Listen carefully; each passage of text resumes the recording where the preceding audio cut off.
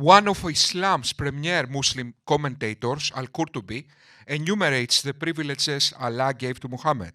The following is taken from the commentary of Al-Qurtubi on Surah 3350.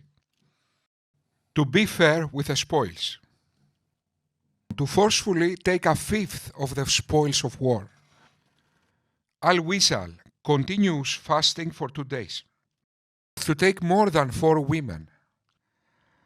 To marry Yastankih or have sexual intercourse with a woman who dedicates herself to the Prophet.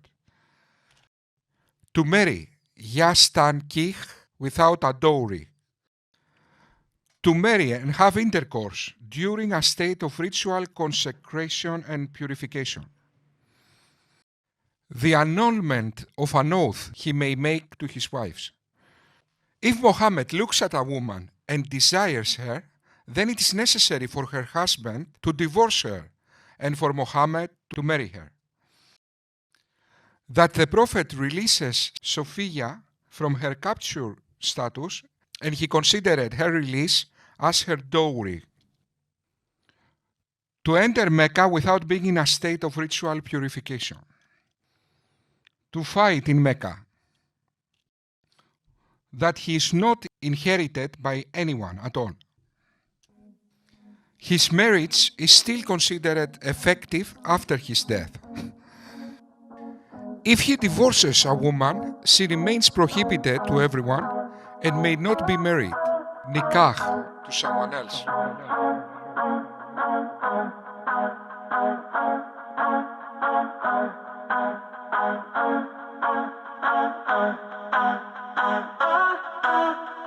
They wanna know about Islam, we'll give them da'wah. They wanna know what a Muslim does, we'll give them da'wah. When they wanna hate on our deen, we'll give them da'wah. Who's the one and only?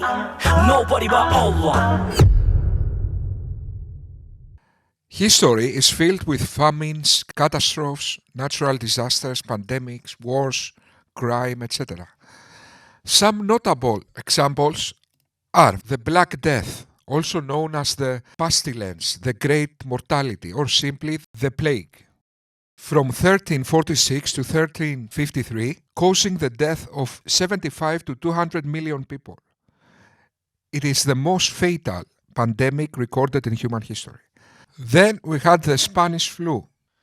It's estimated 1/3 of the world, 500 million people, were infected, and about 50 million people died from this flu. Then we had World War II, who was the deadliest military conflict in history. An estimated of 70 to 85 million people perished. And all that, of course, in the last couple of thousand years, when humans had the technology to live a relatively comfortable life. Yet God, for all this time and all this suffering, seems to be completely indifferent. Except for the 7th century, for 20 years, God suddenly started to care for a specific tribe in Arabia. Not just caring, but also sharing. He couldn't stop talking. The people there were, had enough. Every day talk, blah, blah, blah, blah. Couldn't stop talking. O you who believe, enter not the Prophet's houses, until leave is given you for a meal, and then not so early as to wait for its preparation, but when you are invited, enter, and when you have taken your meal, disperse without seeking familiar talk. Such behavior annoys the Prophet. He is ashamed to dismiss you, but Allah is not ashamed to tell you the truth. Allah, the butler of Mohammed, in this verse, is advising his visitors not to come early for a meal. Because Mohammed was shy, God is not shy. O Prophet, why hold you to be forbidden that which Allah has made lawful to you? You seek to please your consorts, but Allah is oft forgiving, most merciful. Allah has already prescribed for you, O Muslims, method for absolution from your oaths.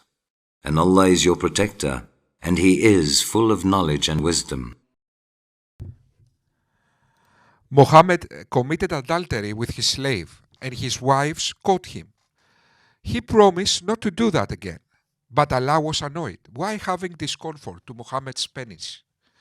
You are allowed to take your oath back and continue to have sex with your slave in the bedroom of your wives. No stonings for Muhammad. Why having any discomfort with stones and this silly stuff? More than that, Allah threatens his wives. If you too turn in repentance to him, your hearts are indeed so inclined. But if you back up each other against him, truly Allah is his protector, and Gabriel and every righteous one among those who believe. And furthermore, the angels will back him up. It may be, if he divorced you all, that Allah will give him in exchange consorts better than you, who submit their wills, who believe, who are devout, who turn to Allah in repentance, who worship in humility, who are given to fasting, previously married or virgins. Allah has the back of Muhammad against his wives, but Allah doesn't feel confident he's up for the task against two women. So he asks the help of Jibril and all the believers. But that still might not be enough. So then he asks the help of all the angels. In the meanwhile, he takes part in the gossip between women. When the Prophet disclosed a matter in confidence to one of his consorts, and she then divulged it to another, and Allah made it known to him, and he confronted her with part thereof, and held back a part, then when he told her thereof, she said, "Who told you this?" He said, "He told me who knows and is well acquainted with all things." Those who annoy Allah and His Messenger, Allah has cursed them in this world and in the hereafter, and has prepared for them a humiliating punishment. Look, okay, so let me get that straight. Maybe I don't understand because I have disease in my heart. The God of 400 billion galaxies, in his book that he had in eternity in heaven, he says, "Those who annoy me and the messenger," referring to a person, a 40-year-old guy in Arabia. The day that their faces will be turned upside down in the fire, they will say, "Woe to us! Would that we had obeyed Allah and obeyed the Messenger." Okay, sorry. I know I have poo-poo in my heart, so I don't understand. Let me try to contemplate what is happening right now. The God of 400 billion galaxies says, why you didn't obey me and the messenger? It is not fitting for a believer, man or woman, when a matter has been decided by Allah and His Messenger, to have any option about their decision. If anyone disobeys Allah and His Messenger, he is indeed on a clearly wrong path. Muslims, do you seriously think that is acceptable?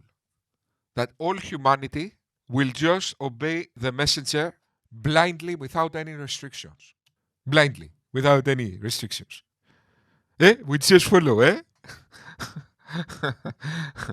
I mean, but at least in the Shahada, Mohammed made the favor to Allah and he even mentions his name. There is no deity but God. So, what else do you want? Guys, in the Shahada, 20 letters is about Allah and 27 letters is about Muhammad. But you are not committing shirk, associating partners with Allah. Guys, Islam is the stupidest religion ever. Wherever you are, death will find you out, even if you are in towers built up strong and high. If some good befalls them, they say, "This is from Allah." But if evil, they say, "This is from you." O Prophet, say all things are from Allah, but what has come to these people that they fail to understand a single fact. Okay, so according to Allah, we humans with little tiny brains cannot understand that all things are from Allah. Let's see now the next verse. Whatever good, O man, happens to you is from Allah, but whatever evil happens to you is from your own soul. What's that? Whatever evil happens to you is from your own soul. Now it's not everything from Allah, then.